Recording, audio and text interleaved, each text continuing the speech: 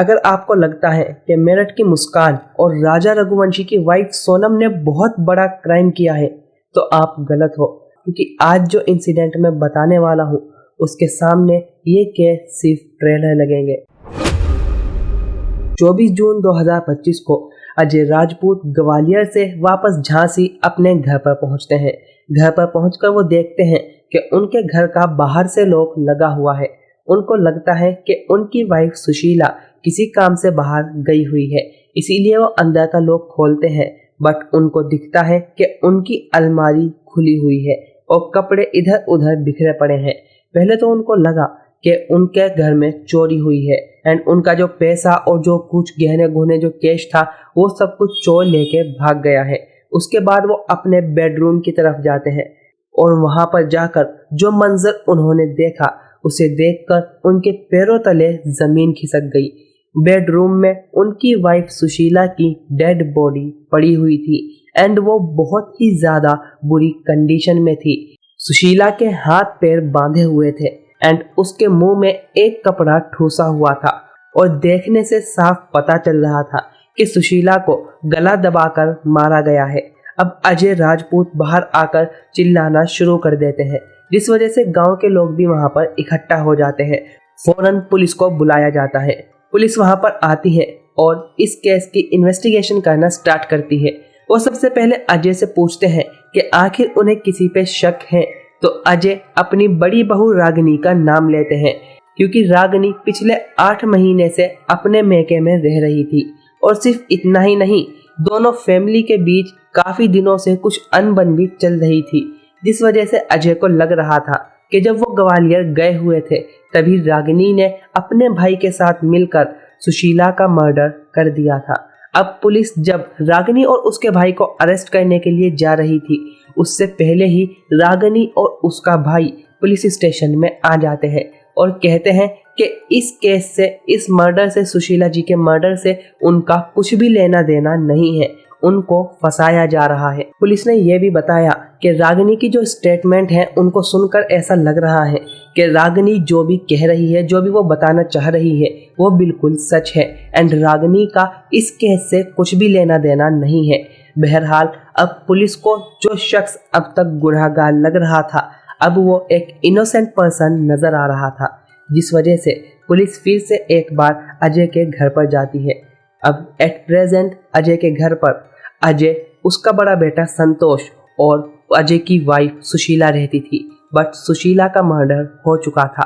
अजय से पूछताछ के दौरान उन्हें एक बात और पता चलती है, इस घर में अजय की छोटी बहू पूजा भी रहा करती थी और पूजा पिछले कुछ महीनों से ग्वालियर रह रही है एंड जिस दिन सुशीला का मर्डर हुआ उस दिन सुशीला घर पर अकेली थी, क्योंकि अजय और उसका बड़ा बेटा संतोष अपनी बड़ी बहू के घर ग्वालियर गए हुए थे, क्योंकि उनकी बेटी का जन्मदिन था एंड उसी की पार्टी में वो दोनों ग्वालियर गए थे। अब पुलिस को पूजा पर पहले तो शक नहीं होता, क्योंकि जिस दिन सुशीला जी का मर्डर हुआ था उस दिन अजय और उनका बड़ा बेटा संतोष पूजा के घर पर ही थे, तो ऐसा पॉसिबल नहीं था कि वो यहाँ पर झांसी आकर सुशीला जी का मर्डर कर दे। बट सुशीला जी की मौत होने के बाद भी पूजा झांसी नहीं आई थी, जिस वजह से पुलिस को लग रहा था कि पूजा जरूर कुछ ना कुछ तो छुपा रही है। इसीलिए पुलिस उसके पीछे लग जाती है एंड उसको अरेस्ट भी कर लिया जाता है। इस केस की हर एक कड़ी पूजा को इस केस से दूर लेकर जा रही थी, क्योंकि पूजा के ससुर अजय और उसके जेठ संतोष का कहना था कि ना तो पूजा की घर में किसी से लड़ाई होती थी और ना ही उसकी अपनी सास से अनबन थी। इसके अलावा पूजा मर्डर के टाइम पर ग्वालियर थी, जिस वजह से पूजा का इस केस से लिंक नहीं निकल रहा था। बट क्योंकि पूजा पर पुलिस को शक था, इसीलिए पुलिस पूजा पर थोड़ी और सख्ती दिखाती है एंड इसके बाद पूजा एक ऐसा सच बताती है जिसने पुलिस के भी होश उड़ा दिए। Welcome to the show, my name is Akdas and let's learn more about today's case revolving around Pooja Jatav. Pooja police को बताती है कि 2014 में पूजा की शादी मध्य प्रदेश के रहने वाले रमेश नाम के एक इंसान से हुई थी। रमेश पेशे से एक बैंकर था। अब शुरू में दोनों की जिंदगी बहुत ज्यादा अच्छी चल रही थी, बट जैसे जैसे शादी को थोड़ा वक्त बीता उसके साथ साथ दोनों में अनबन होने लगी। लड़ाइयाँ इतनी ज़्यादा होने लगी कि दोनों में बहुत ज़्यादा डिफरेंसेस आ गए। इनफैक्ट पूजा ने तो रमेश को अपने रास्ते से हटाने का भी डिसाइड कर लिया था। अब इसी के चलते पूजा ने किराए पर कुछ गुंडे हायर किए जिन्होंने रमेश पर जाकर गोलियां चला दी। लकीली रमेश उस हादसे से बच गया, बट उसको पता था कि ये सब किसने करवाया है, इसीलिए उसने पूजा के ऊपर एक केस डाल दिया, जिसके चलते पूजा को अक्सर ग्वालियर कोर्ट आना जाना पड़ता रहता था।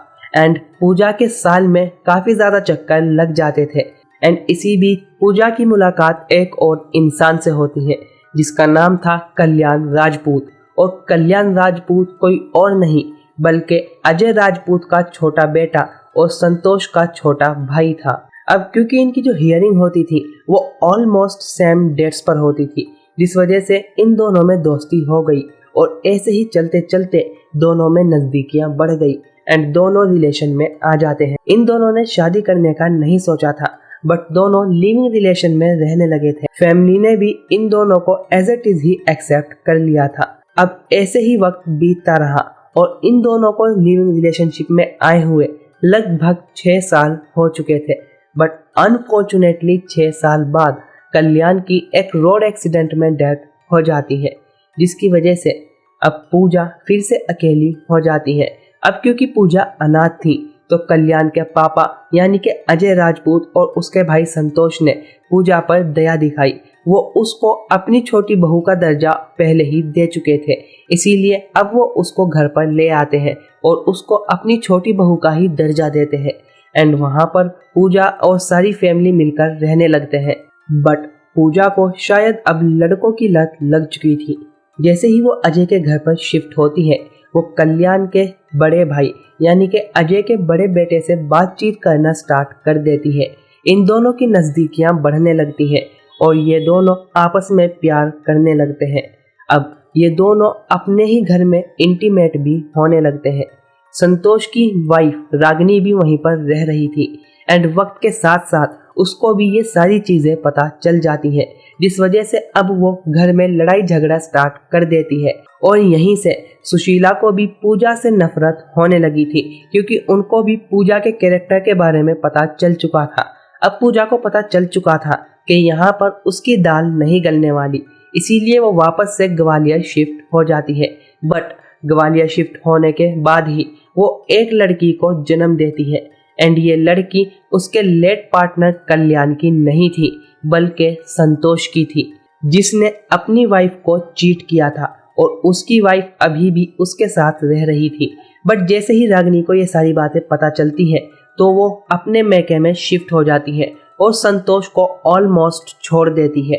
अब अजय के घर पर उनके छोटे बेटे कल्याण की डेथ हो चुकी थी एंड उनका बेटा संतोष बहुत ही ज़्यादा गलत था, क्योंकि वो अपने ही भाई की पार्टनर के साथ अपने रिलेशंस बना चुका था। और अजय की जो बड़ी बहू थी वो अपने घर पर शिफ्ट हो चुकी थी।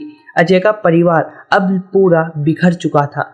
रागिनी के भाई की भी अब अजय के घर पर लड़ाई होती रहती थी, क्योंकि इस सिचुएशन में स्पेसिफिकली संतोष इस सिचुएशन में बहुत ज़्यादा गलत था, क्योंकि उसकी शादी होने के बाद भी वो अपने छोटे भाई की पार्टनर के साथ रिलेशंस बना रहा था। दूसरी तरफ पूजा ने उस लड़की को जन्म देने के बाद एक और डिमांड रख दी। अब उसे कल्याण के हिस्से की ज़मीन चाहिए थी। अजय की प्रॉपर्टी थी 16 एकड़ ज़मीन एंड उसमें से 8 एकड़ संतोष की थी और 8 एकड़ कल्याण की थी।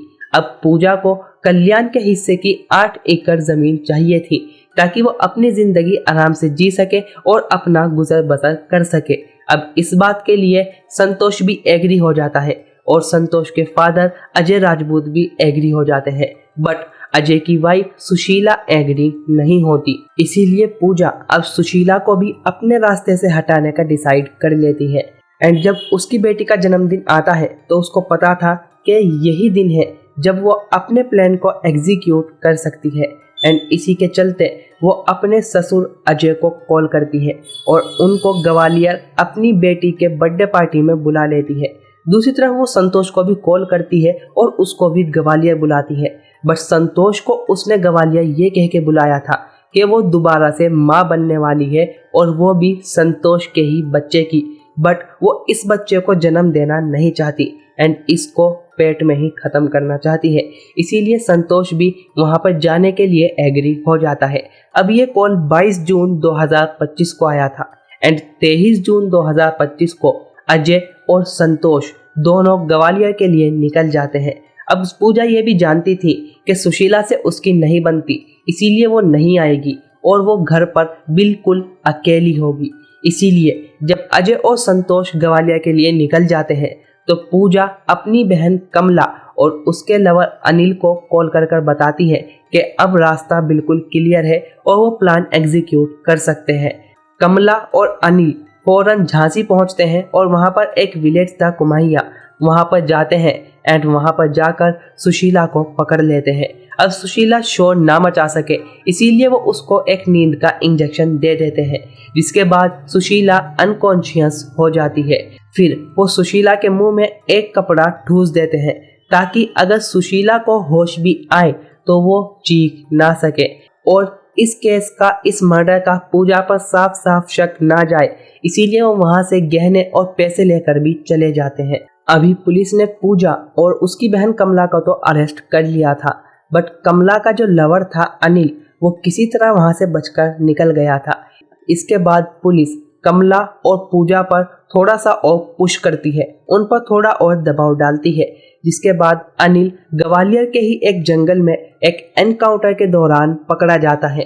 अनिल पुलिस से बचकर भाग रहा था, जिस वजह से पुलिस को अनिल के पैर पर गोली चलानी पड़ती है एंड उसके बाद अनिल को अरेस्ट कर लिया जाता है। अभी तीनों को अरेस्ट कर लिया गया है और इस केस का अभी फिलहाल ट्रायल चल रहा है। इनको क्या सजा सुनाई जाएगी वो हमें अभी कुछ टाइम बाद पता चल जाएगा। आजकल पैसों के लिए किसी को मारना या फिर कोई पसंद नहीं आया इसलिए उसको मारना, अपने लवर के लिए किसी को मारना एक ट्रेंड बनता जा रहा है एंड वी नेवर नो कि आगे चलकर ये सारी चीजें कितनी ज्यादा बढ़ जाएंगी। इसीलिए सेफ रहिए और अपने साथ साथ अपनी फैमिली का भी ख्याल रखिए। मिलते हैं नेक्स्ट वीडियो में। Thank you for watching.